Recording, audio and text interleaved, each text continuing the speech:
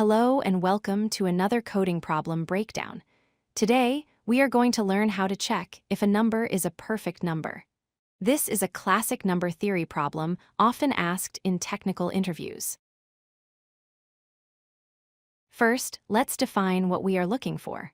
A perfect number is a positive integer that is equal to the sum of its proper positive divisors.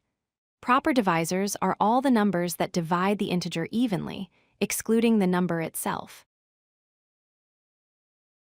Let's look at the smallest perfect number, 6.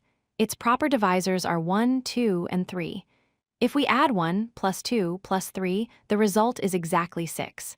Because the sum matches the original number, 6 is a perfect number. Another famous example is 28. The numbers that divide 28 are 1, 2, 4, 7, and 14. When we sum these up, 1 plus 2 plus 4 plus 7 plus 14 equals 28. It works perfectly. To clarify, let's test the number 10. The divisors of 10 are 1, 2, and 5. If we add them, the sum is 8. Since 8 is not equal to 10, 10 is not a perfect number. So how do we code this? The logic is straightforward. Step 1, start a sum at 0. Step 2, loop through all numbers from 1 up to but not including our target number. Step 3, check if the current number is a divisor. If it is, add it to our sum. Finally, compare the sum to our original number. Here is the code for that logic. We initialize SumDivs to 0. We loop from 1 to n. If n modulo I is 0, we add I to the sum.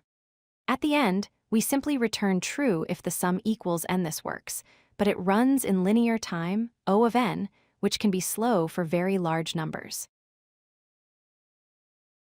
We can optimize this significantly. Notice that divisors come in pairs. For example, with 36, 2 times 18 is 36. If we find 2, we automatically find 18. This means we only need to check numbers up to the square root of n. This drastically reduces the number of checks we need to perform. Let's see the optimized code. We start our sum at 1, because 1 is always a divisor. We loop from 2 up to the square root of n. When we find a divisor I, we add both I and the result of n divided by I to our sum. We just have to be careful not to add the same number twice if it's a perfect square. Comparing the two approaches shows why optimization matters. For an input of 1 billion, the naive approach runs 1 billion iterations. The optimized square root approach only runs about 31,000 iterations. That is a massive difference in performance. If you like this video, hit that like button and don't forget to subscribe.